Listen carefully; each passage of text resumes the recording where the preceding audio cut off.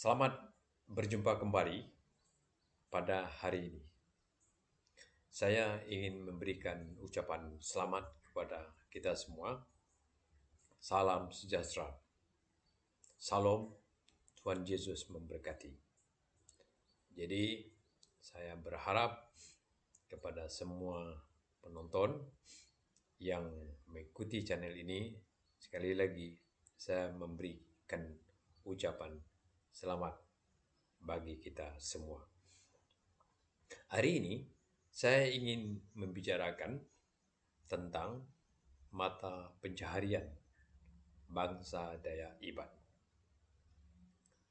Kalau kita berbicara tentang mata pencaharian bangsa Dayak Iban ini, dia adalah bertumpu kepada alam dan cara-cara mereka melaksanakan atau mencari nafkah kehidupan mereka pada mata pencaharian mereka itu dilaksanakan secara turun-temurun.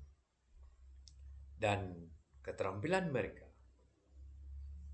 dalam mengerjakan pada mata pencaharian mereka itu adalah secara turun-temurun atau dari generasi ke generasi. Sampai sekarang, kalau saya melihat, dan saya juga pernah melakukan penelitian tentang mata pencaharian suku bangsa Dayak Iban di desa Batu Lintang, dan juga apa yang berlaku di Rumah Panjang sekarang di kampung-kampung. Lebih banyak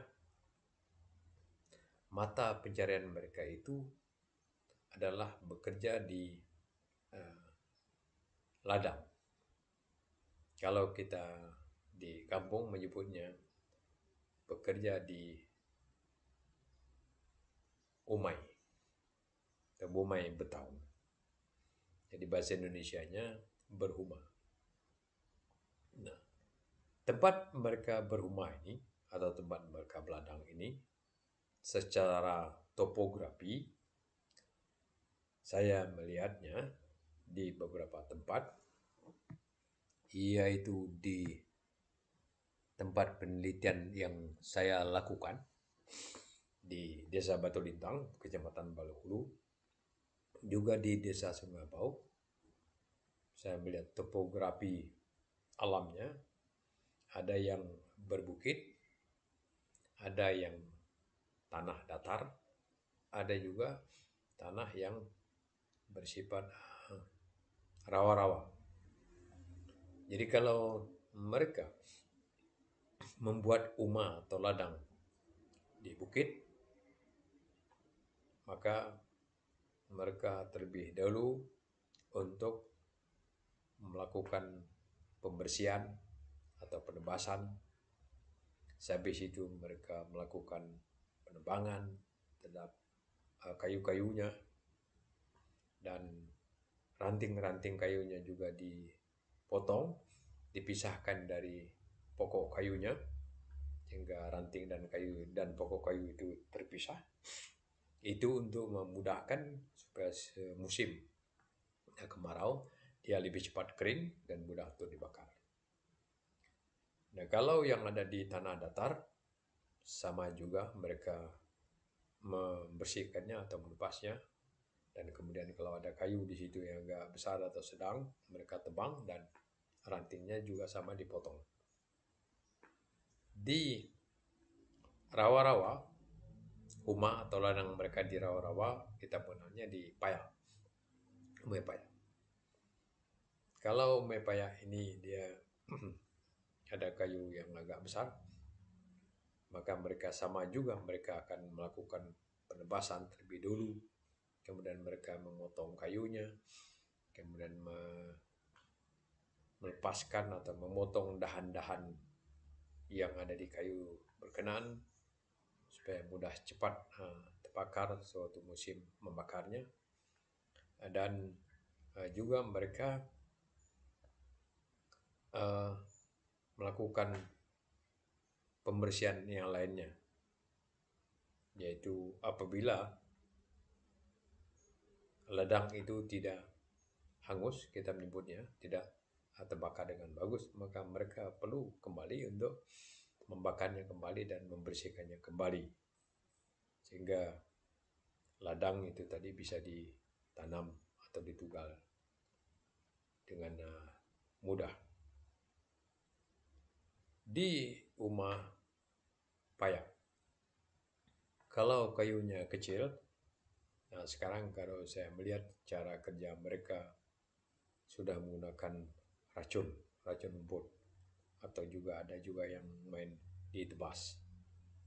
Nah, sama juga setelah diracun, kadang-kadang dibakar atau dibiarkan saja. Kalau rumputnya agak pendek, maka itu dibiarkan saja sampai dia rumputnya sudah mati sedemikian rupa sehingga dia tidak tumbuh lagi. Jadi tinggal melakukan penanamannya saja. Tapi kalau rumputnya hidup kembali, dia bisa juga diulang kembali untuk ditebas atau untuk diracun kembali sehingga rumputnya benar-benar mati. Jadi kalau kita melihat mata pencarian suku bangsa Daiban ini, apabila dilihat dari untuk memenuhi kebutuhan pokok mereka, yaitu pangan, padi, maka mereka melakukan kerja ladang atau membuat ladang yang ada di bukit, membuat ladang yang ada di tanah datar atau emperan, dan membuat ladang yang ada di rawa-rawa. Cara-cara mengerjakan ladang itu mereka belajar secara turun-temurun. Memang sekarang sedikit adalah keterampilan yang bertambah karena beberapa orang atau beberapa kelompok yang pernah menyaksikan atau pernah bepergian ke luar negeri, biasa mereka ke Sarawak dan juga ke tempat-tempat lain untuk menyaksikan bagaimana orang-orang yang sedikit maju di pertanian itu, mereka mula mengikutinya, cara-cara kerja yang ada di Sarawak. Namun secara sebagian besar masih menggunakan cara-cara lama. Kalau saya nyebutnya adalah secara tradisional. Jadi sama saja mereka kalau ingin membuka lahan, dia seperti saya kemukakan tadi, dia menebas, kemudian menebang, kemudian membakar, menanam atau menugal, dan seterusnya merumput sampai pada panennya. Jadi itu dilakukan secara manual. Nah, jadi mata pencarian bangsa Daiban yang ada di Rumah Panjang itu adalah dia bertumpu kepada alam. Jadi dia mengerjakan apa yang ada di alam. Makanya tadi saya sebut, atau dulu saya sering sebut, tanah itu sangat penting bagi bangsa Daiban. Karena di tanah itulah mereka mencari nafkah untuk hidup. Jadi mata pencarian mereka pun tetap bertumpu kepada tanah atau alam yang ada di sekitar mereka, atau tanah yang ada pada area yang mereka miliki, area yang ada di sekitar Rumah Panjang. Nah, dengan demikian, apabila tersedia daripada tanah atau alam yang masih memungkinkan mereka untuk melakukan kegiatan dalam rangka memenuhi nafkah mereka, maka keberlangsungan hidup mereka juga akan bisa terjamin. Memang dari dulu mungkin sampai sekarang sedikit ada berubah. Kalau saya melihat dulu tahun 70, 71 sampai 78, 79, mungkin sampai 85. Jadi kebanyakan hasil ladang. Itu hanya diperlukan untuk konsumsi, jadi untuk kebutuhan sehari-hari. Jadi dengan kata lain untuk bertahan hidup. Maka yang mereka tanam itu adalah di ladang itu ada padi, ada sayur-sayuran, ada juga buah-buahan yang mereka tanam untuk keperluan anak cucu mereka di masa yang akan datang. Nah, sekarang kalau kita melihat masih juga mereka berladang. Jadi mungkin saya melihat sebagian besar masyarakat Dayak Iban yang tinggal di rumah-rumah panjang itu bekerja ladang untuk memenuhi kebutuhan mereka. Ada juga mereka yang punya kebun, tapi mungkin tidak semua yang punya. Kalaupun semua punya, tapi sangat sedikit. Hanya beberapa atau sebagian besar mungkin yang punya kebun, tapi mungkin juga ada yang tidak punya kebun karet. Nah, bagi mereka yang punya kebun karet, mereka juga melakukan kegiatan atau menoreh itu biasanya untuk memenuhi kebutuhan yang kebutuhan itu tidak bisa dipenuhi oleh mereka, tidak bisa diusahakan mereka. Misalnya gula, garam, ada juga pakaian, ataupun kebutuhan lain yang tidak tersedia di alam. Nah, mereka mesti membelinya ke pasar-pasar. Dan untuk membelinya itu mereka mesti ada usaha lain. Nah, itulah tadi yang saya sebut sebagai menoreh karet. Dari kerja mereka yang lebih banyak bekerja pada ladang. Ladang, baik ladang bukit, ladang payak, dan ladang peran, tanah datar. Mereka juga menanam sayur-sayuran yang ada di ladang. Kadang-kadang juga mereka tanam ubi. Sayuran-sayuran yang mereka tanam itu adalah dalam rangka untuk memenuhi asupan gizi dari untuk sayur-sayuran mereka. Demikian juga buah-buahan. Misalnya tadi habis itu mereka tanam buah yang bisa disediakan bagi anak cucu mereka. Misalnya buah durian, atau tanam pokok durian, atau pokok lain yang diperkirakan bisa hidup lama, sehingga itu bisa dijadikan sebagai tanda juga bahwa mereka menanamkan atau menyediakan bagi generasi mereka di masa yang akan datang. Cara kerja mereka biasanya sama saja. Kalau ladang tidak menggunakan, saya belum melihat mereka menggunakan pupuk, belum menggunakan pupuk, tidak menggunakan pupuk. Jadi secara tradisional, jadi mengikuti apa yang orang terdahulu atau orang tua mereka terdahulu cara bekerja ladang, mulai dari tebang, bakar, tanam, dan selanjutnya mungkin kalau dia tumbuh rumput dia akan merumput, dan selanjutnya baru mereka ketam. Jadi masih begitu, belum menggunakan tradisional atau alat-alat pertanian yang katakanlah alat pertanian yang modern. Saya melihat penghidupan yang bertumbuh kepada umat ini saja, apabila mereka tidak memiliki pekerjaan lain, maka kehidupan mereka akan bertahan pada kehidupan seperti yang lama.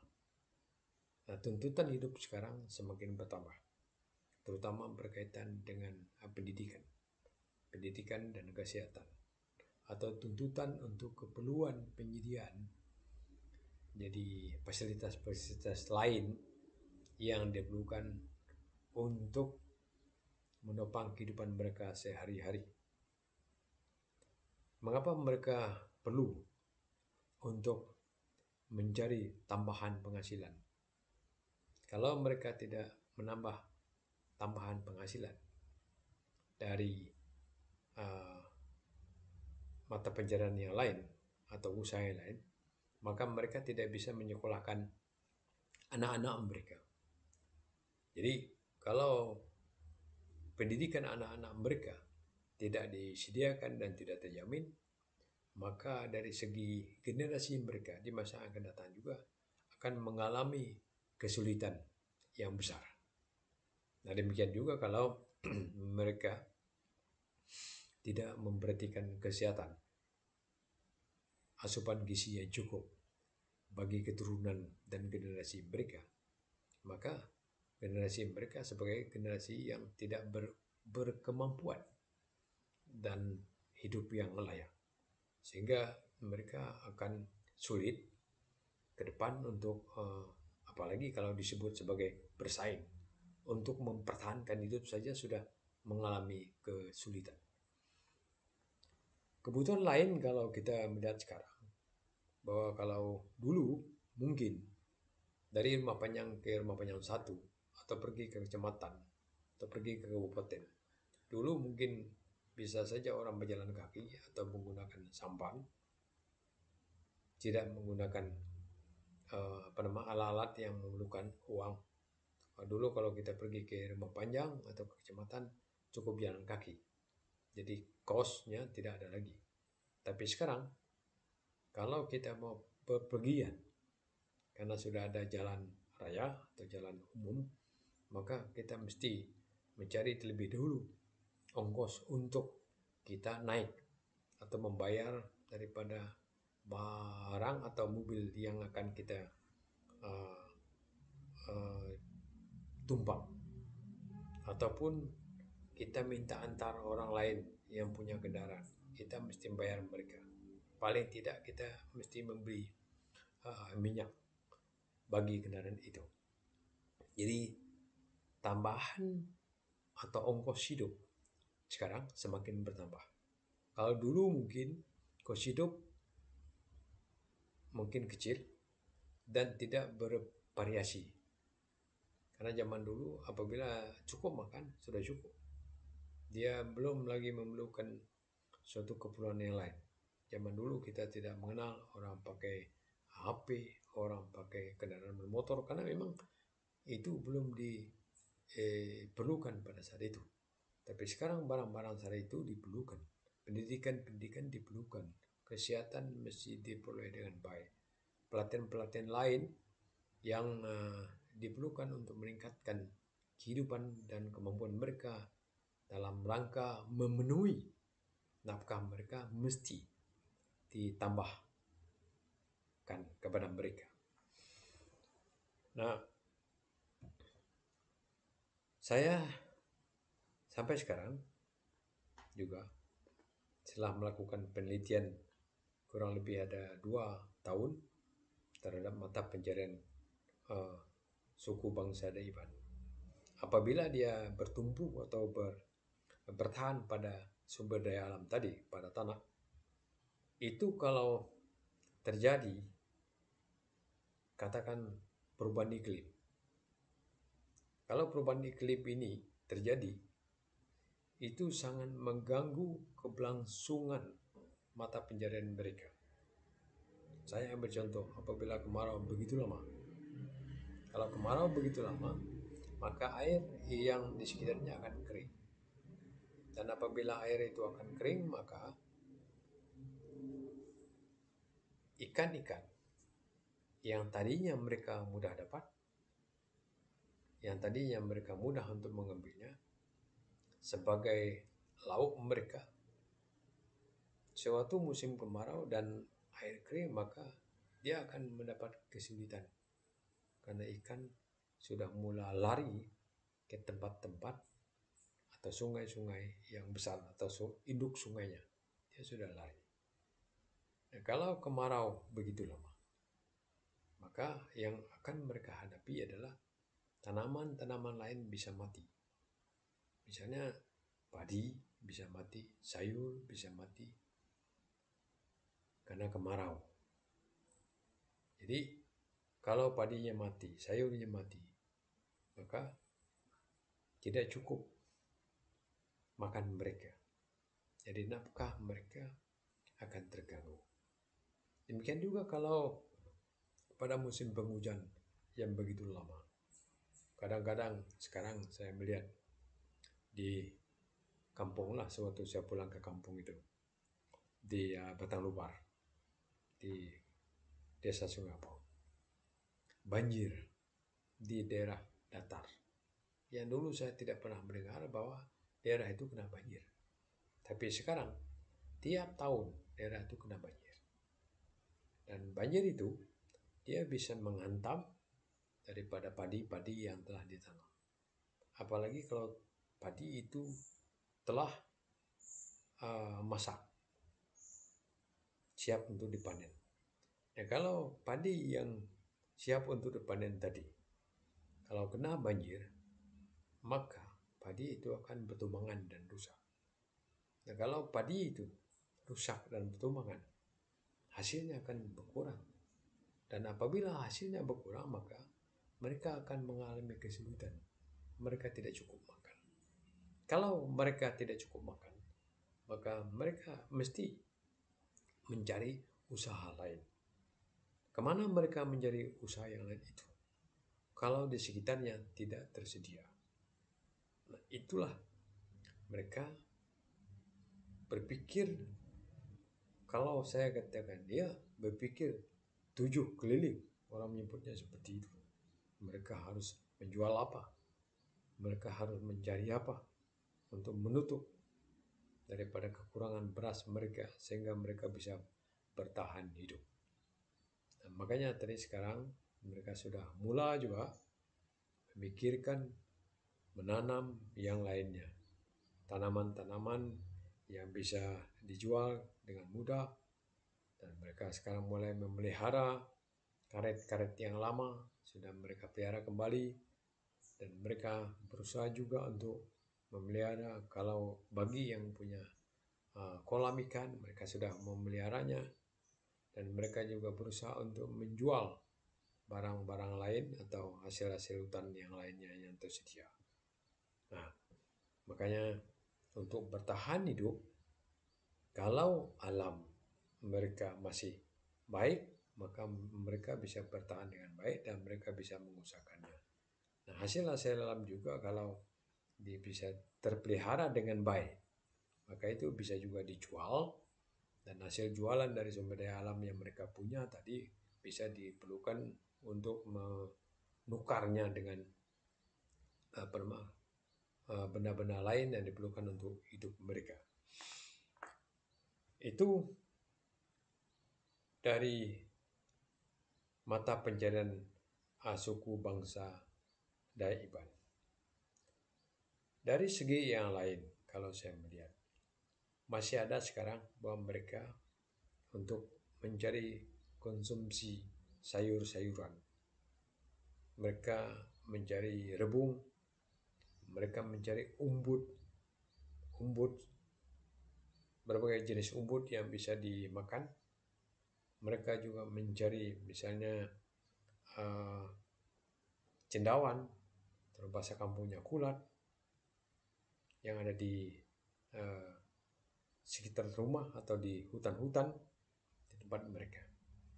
Nah, jadi mereka masih bisa bertahan hidup secara konsumsinya mendiri pada peringkat-peringkat tertentu. Tetapi seandainya kalau sumber daya alam tanah mereka tidak terjaga, tidak terkawal, dan tidak ditata guna secara baik, ke depan tempat hidup, tempat mereka mencari nafkah akan mengalami kesulitan. Karena tempat-tempat sudah rusak, sudah tidak baik lagi, dan tidak bisa memberikan hasil dengan baik. Maka kehidupan mereka, keberlangsungan generasi mereka di masa yang akan datang juga akan mengalami kesulitan. Oleh karena itu, sumber daya alam ataupun tanah di sekitar mereka. Saya berpesan, itu merupakan tempat mencari nafkah, mata pencarian. Apabila mata pencarian itu terganggu, keberlangsungan hidup mereka juga terganggu. Artinya mereka tidak bisa lagi meneruskan generasi mereka di masa yang akan datang. Begitu pentingnya mata pencarian bagi bangsa Daibat, karena itu untuk keberlanjutan bagi hidup mereka. Itu yang dapat saya sampaikan. Sekali lagi saya memberikan ucapan selamat kepada kita semua. Semoga terus dikuatkan. Salam, Tuhan Yesus memberkati. Terima kasih.